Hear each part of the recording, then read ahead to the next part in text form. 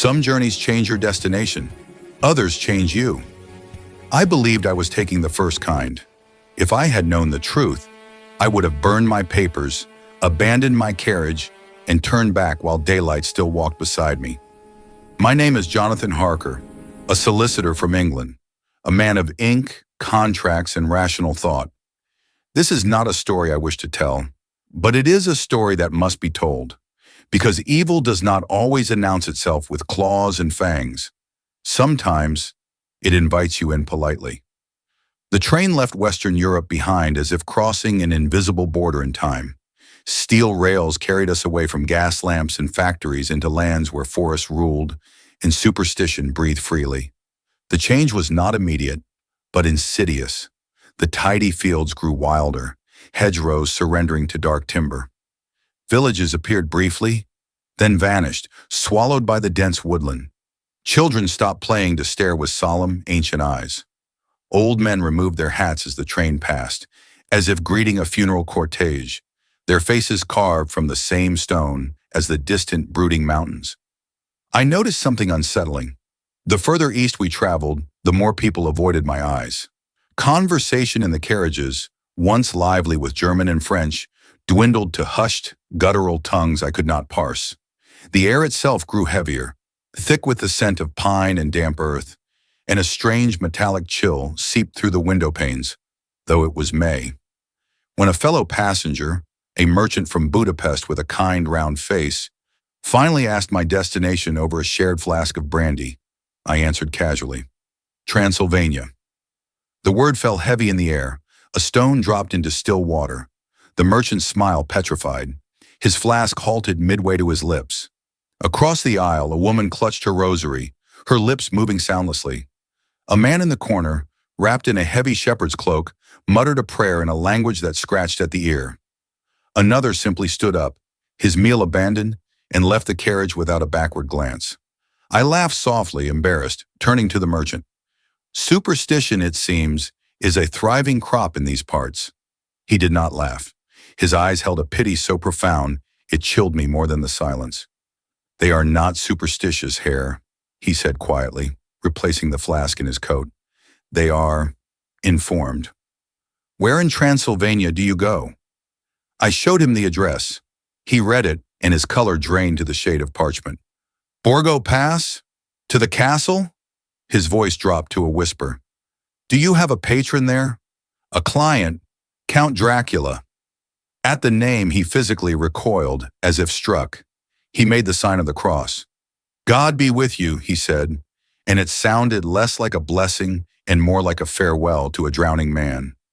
He, too, gathered his things and departed at the next nameless halt.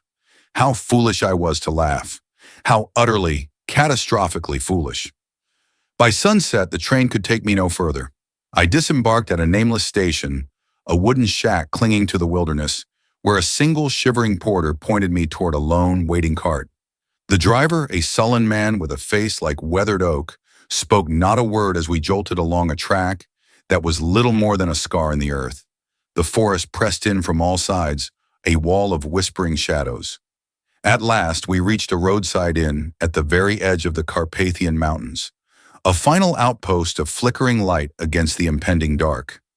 The building was old, bent under the weight of centuries. Its wooden beams sagged like tired bones. Inside, the smell of smoke, stew, and unwashed humanity was a tangible presence.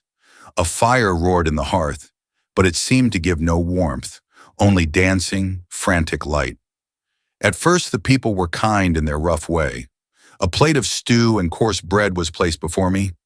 The innkeeper, a broad man with a thick black beard, poured me a tankard of bitter ale. But when I presented my papers for the room, and his eyes scanned the name of my host, his hands froze. The paper might have been a live viper. You are going to the Count? He whispered, the blood leaving his thick features. I nodded, attempting nonchalance. I have business with him. Do you know him? A silence, thick and cold, spread through the room, quenching the scattered conversations. All eyes were upon me. An elderly woman, bent double over a cane, approached me slowly. Her face was a map of wrinkles, her eyes clouded with age. Yet in their milky depths, a sharp, lucid terror glittered. She stopped before me, her gaze searching my face as if looking for a mark.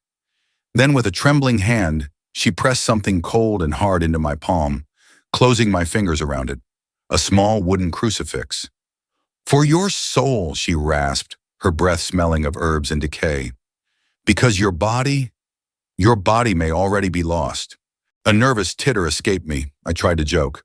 "My good woman, I assure you, I am merely here to discuss property law." She did not smile. Her grip on my hand tightened, surprisingly strong. "Do not go," she implored, her voice cracking. "Stay. The night is hungry. In the morning, return west. Tell your master the bridge is out. Tell him anything." I tried to refuse the cross, to press it back into her knotted hand. She began to cry then, silent, hopeless tears that carved tracks through the dust on her cheeks. "Then take it," she sobbed. "You will know when to use it." That night, in a room under the eaves that smelled of mold and old hay, I did not sleep. The crucifix lay on the nightstand, a stark, angular shape against the rough wood. Outside, wolves howled, not the random cries of scattered beasts, but a chorus, a pattern, a call, and then an answer, closer each time, moving with purpose, as if answering a command. At exactly midnight, as the last echo of the wolf song faded, the sound of hooves and grinding wheels broke the silence of the inn-yard. Peering through the warped glass, I saw a black, closed carriage waiting. No lanterns illuminated it. No driver was visible on the box. It stood there, a blot of deeper darkness. Gathering my bags, my heart a frantic drum against my ribs, I descended. The common room was empty, the fire dead. As I stepped into the chill air, a tall, unnaturally thin man materialized from the shadows beside the horses. His face was pale, stretched tight over sharp, prominent bones. His eyes did not gleam. They seemed to absorb the weak moonlight, reflecting it back as 2 points of dull, red-tinged coal.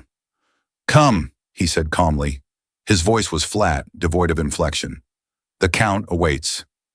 The carriage was luxuriously appointed within, with deep velvet cushions, yet an overwhelming smell of earth and decay lingered, as if it had been recently exhumed. The door shut of its own accord. As we began to climb into the mountains, the forest seemed to actively swallow the road. Ancient trees leaned inward, their gnarled branches interlacing overhead like clutching fingers, clawing at a sky now devoid of stars. The coachman did not use a whip, did not call to the horses. They moved with an urgent, fearful speed. Then I saw them. Wolves, dozens of them, loping silently among the trees, keeping pace with the carriage. Pairs of glowing eyes like malevolent fireflies fixed upon me through the window. One, larger than the rest with a ruff of gray fur, leapt forward, its muzzle snapping at the carriage wheel. The driver, without turning, simply raised his hand. The wolf stopped as if it had struck a wall. It whimpered, lowered its head, and fell back into the pack.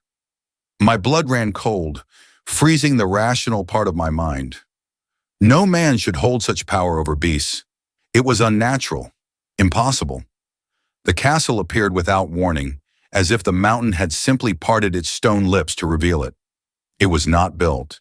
It was grown from the rock itself, a malignant extrusion of the cliff face. Black stone, slick with moisture, formed broken towers that stabbed at the sky. Narrow windows, unlit, stared down like the dead eyes of a skull. The carriage halted in a cobbled courtyard. Before I could even gather my wits to dismount, it rattled away into a dark archway and vanished, leaving me alone in the profound silence. The great iron-studded door of the keep swung open slowly, without a sound. A man stood framed in the darkness within, tall, preternaturally still. He was dressed in impeccable black, his posture that of a nobleman from a bygone century.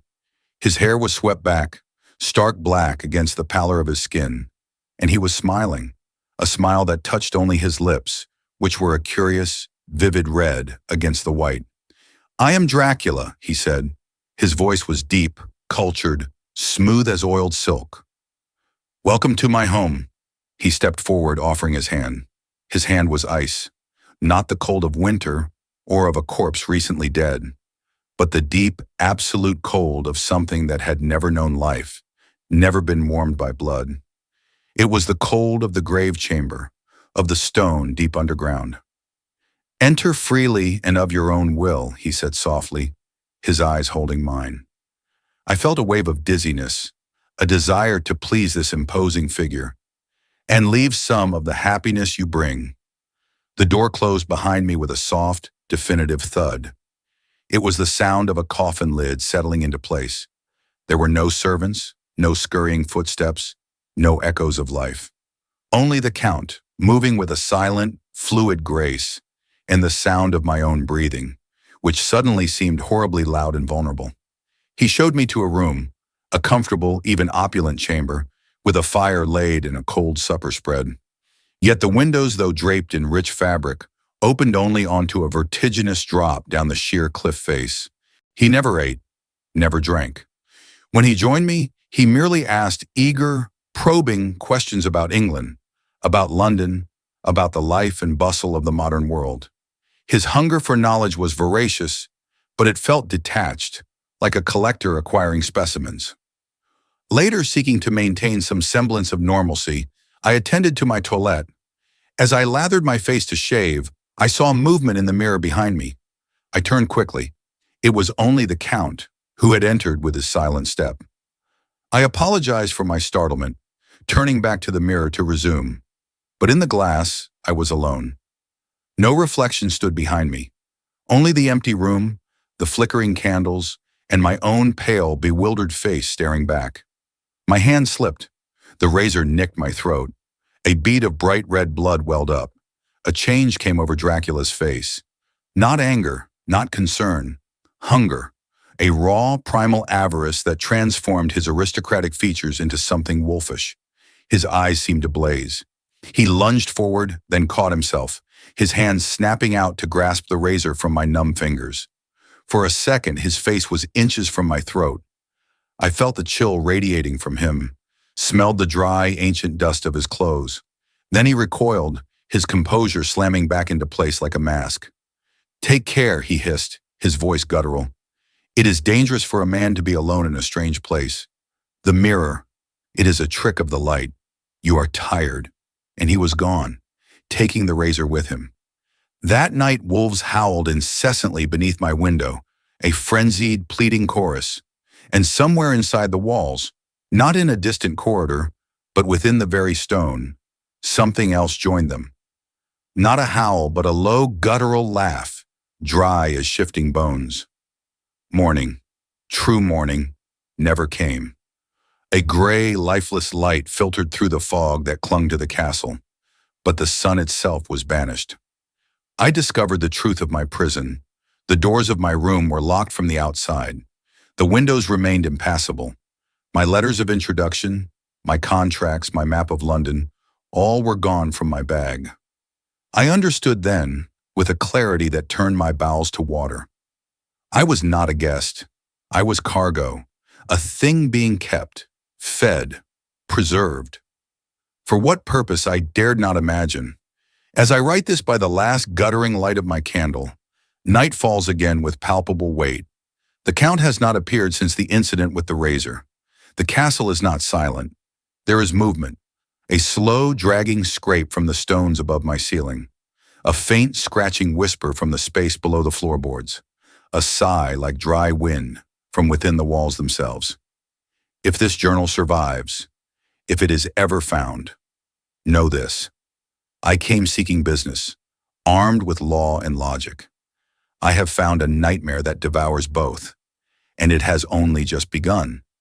The castle breathes, it listens, and I fear with a certainty that is my only companion in this darkness. It knows my name.